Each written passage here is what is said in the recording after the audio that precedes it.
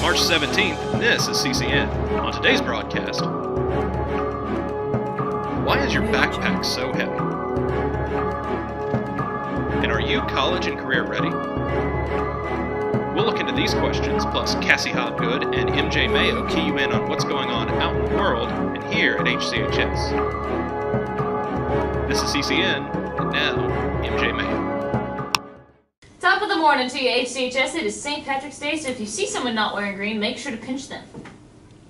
Cassie, what was that for? I am obviously wearing green. Sorry, I'm colorblind. No wonder everyone's mad at me today. Right. Well, let's just move on to today's news.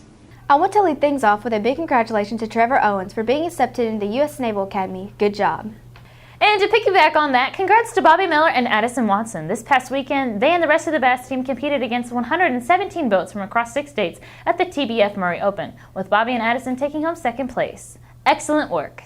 Speaking of excellent work, have you signed up for the blood drive yet? It's in 2 weeks from today. It's 2 weeks from today. So make sure you have all the paperwork in line so you can help save lives with your donation. Seniors, if you plan on waltzing at prom, make sure you sign up at the bookstore ASAP. Today is the last day to sign up and practices start next week. If you're interested in joining the Henderson County Soccer Club and were born after August of 2000 and before August of 2003, ask your PLT teacher for the coach's contact information.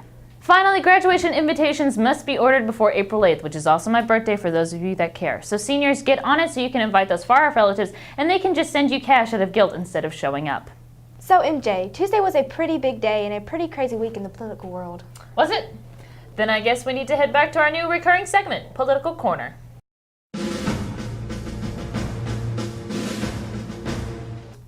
First up in the wide world of politics, last week, Dr. Ben Carson, who recently dropped out of the race for the Republican nomination, endorsed businessman Donald Trump for president.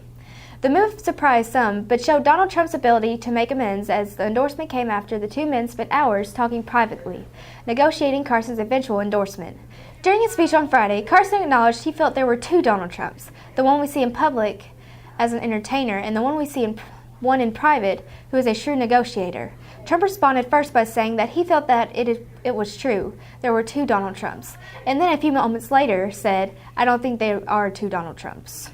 Quite decisive of him. Moving on, Friday also was the day of former First Lady Nancy Reagan's funeral, during which former Secretary of State Hillary Clinton landed in hot water for overstating Reagan's help for those afflicted by HIV and AIDS in the 1980s, claiming the former First Lady started a national conversation. In truth, the Reagans and the White House didn't acknowledge the AIDS crisis until 1987. Clinton tried to backtrack her comments by stating that the Reagans were strong proponents of Alzheimer's research, not AIDS, but the damage was already done. Multiple LGBT advocates have spoken out against Clinton on this rewriting of history, and even Bernie Sanders has commented on the former Secretary of State's faux pas. While this won't kill her campaign, it does open the door for more criticism and a campaign marked with errors and overreaches. In politics, there are winners and then there's everybody else. And to the amazement of some, Donald Trump continues to be a winner. This past Tuesday held elections in 5 states, Ohio, Florida, North Carolina, Missouri, and Illinois.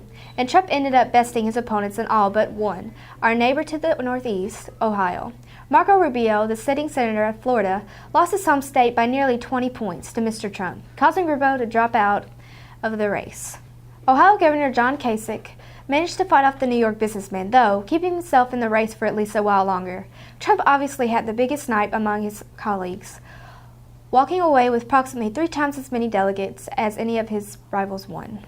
And it also turned out to be a big night for Hillary Clinton, who won decisive victories in Florida, Ohio, and North Carolina, as well as narrow victories over Bernie Sanders in Illinois and Missouri, completely shutting out the Vermont senator from claiming a single victory in the end. Clinton took the opportunity to use her victory speech to appeal to voters to go with a reasonable candidate this November, saying, Our commander-in-chief has to be able to defend our country, not embarrass it. While the nomination's not a guarantee for the former Secretary of State, Mrs. Clinton is now definitely a lot closer to being the Democratic choice in the fall. This election's never going to end. Sure it will, Cassie. The election ends in November, just in time for congressmen and senators to start campaigning for their seats again in 2 years. I think I'm gonna cry. Well, while Cassie takes a minute to weep tears of joy, Aaron Beasley wants to take a few moments to talk to you about something else you love, backpacks. Hello CCN, Aaron here. There are over 1,000 lockers at this school, but most people don't use them. Most people prefer the feel of backpacks, but they are so heavy. But why do we put up with all that weight? Well, it's about time and distance. It takes about 4 minutes to get from one side of the school to the other, depending on crowds and time. But it used not to be that way. Before the blue unit was built, the green halls were the same, but the red 1-200 halls were 400 and 500. More time. The passing period was also 7 minutes, not 6. Less distance. Some students will leave their lockers unlocked, but we are all too familiar with this. So most students just started to use their backpacks, but weight is a big factor. A lot of teachers have tons of notes and books that they require students to have, or they get in lots of trouble. We could teach you how to carry a backpack, but that's not what I'm interested in. It's just not enough. This is a call to the teachers and staff. You are the ones giving us back problems. There's no easy way out of this. This is why we must protest. We must flip over chairs, flip over teachers. This madness has to stop! Whoa! We can't promote violence on this show. Okay. It's up to the teachers to change their methods of teaching. It's time for a revolution. Thanks for that, Erin. All better now, Cassie? I am. Just in time for our usual depressing world news. Well, actually, I want to share some happy news. Prom's coming up soon, but not just at county, but schools all around the nation and the world. Which is why we start our world news in Queensland, Australia, where Erin Condren lives. Condren is a 16-year-old who suffers from a disorder that causes her joints to dislocate up to 20 times a day and now uses a wheelchair to deal with pain and has a service dog named Lacey to help manage her disease. Because of the strong bond between the two, Erin even had a matching outfit made for Lacey. Erin decided against having Lacey attend the prom due to the loud, stimulating environment that could cause the dog some anxiety, but Condren was obviously happy to pose with Lacey for some prom photos. Nice to see a hot dog enjoying some hot couture. Let's keep the snacking trend moving as we go from hot dogs to cookies, most specifically Girl Scout cookies. A few weeks ago, you heard us go on about Girl Scout cookies and their wonderfulness. Something even those attending the Oscars recently could attest to when Girl Scouts came out on stage to sell cookies to some celebrities with the munchies. And some Girl Scouts in New York took a new sales approach, using one Oscar winner in particular as a spokesperson, making signs showing Leonardo DiCaprio saying, "This is Leo. Leo wants an Oscar. Leo buys Girl Scout cookies at the awards. Leo wins an Oscar. Leo is smart. Be like Leo. Buy Girl Scout cookies." Well, maybe some Thin Mints won't guarantee you succeed, though at the very least soften the blow if you don't achieve your goals. Excellent advice, Cassie. And to take things back to the dogs, this is Jake. Jake was saved from a fire in South Carolina as a puppy in April of 2015, with burns on over 70% of his tiny body. He was adopted by one of the firefighters who nursed Jake back to health and took him to the firehouse as the puppy grew into a health dog, where Jake became a part of the fire department family. Given an official decree by the mayor in December, Jake is now the mascot for the fire department and travels to schools to educate young students on fire prevention. It's hoped he will one day become a therapy dog for children who have been burned so they can see that Jake's a survivor and is still beautiful despite his scars. Just another example of how a sweet animal can open up your heart. And your tear ducts, just precious. Speaking of precious, most of us grew up with a teddy bear, but did you know that the teddy bear was based off of one particular species of bear that nearly died out? 24 years ago, the Louisiana black bear, which inspired the creation of the teddy bear, was placed on the endangered species list, but was officially taken off on Friday of last week. It was estimated that only 150 of the bears were left in 1992, but now experts believe there to be anywhere from 500 to 750 Louisiana black bears, a huge testament for preservation enthusiasts. See, Cassie, we had some serious good news stories today. I know, it feels great. And you know what else feels great? What? Being college and career ready.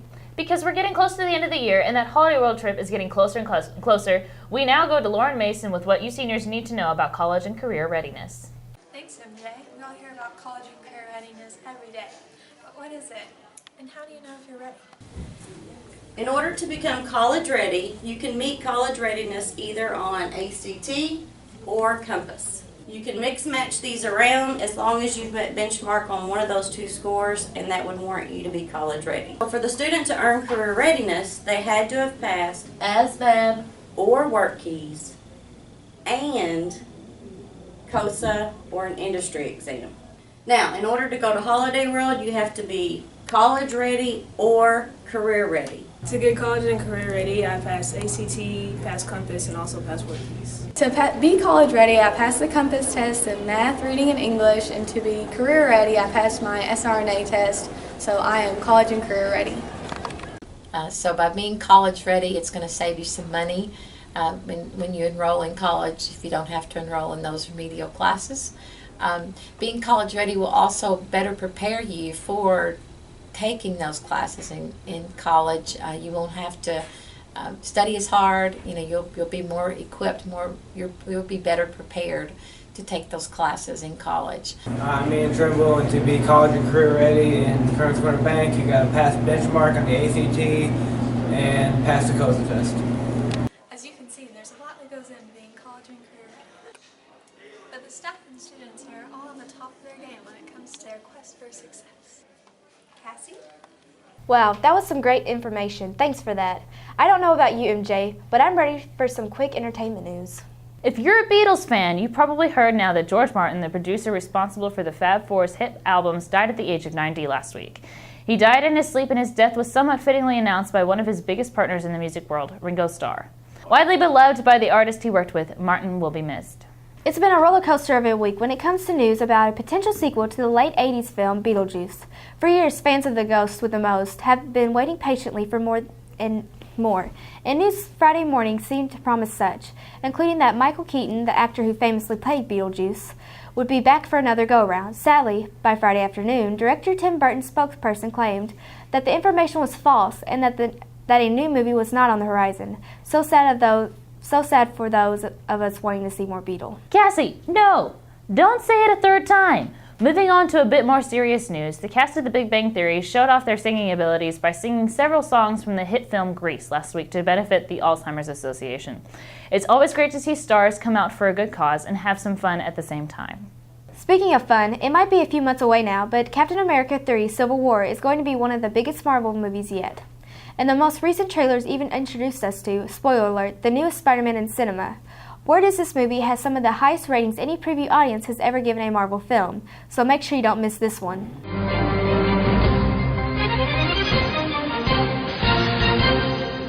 Alright, final thoughts. Let's talk about St. Patrick's Day. Actually, Cassie, while today is St. Patrick's Day and a lot of the student body is wearing green for it, I'm actually looking forward to celebrating tomorrow's big holiday. What is it? National Polka Dot Day? You look great in polka dots. No, tomorrow's World Sleep Day. Like we're all supposed to hibernate through tomorrow? I wish. World Sleep Day was first started in 2008 and pushes the ideas of what good sleep can do for you. It's believed that sleep disorders and lack of sleep impact 45% of the world's population. Wow, that's a lot of people. It is, which is why this year's theme is Good Sleep is a Reachable Dream. That's a message I'd never get tired of. Get it? Tired? Yeah. Well, that's our show. Thank you for staying awake with us today and hope you get some rest before you see us next week. Same time, same channel. I'm MJ Mayo. And I'm Cassie Hopgood, and this is the CCN.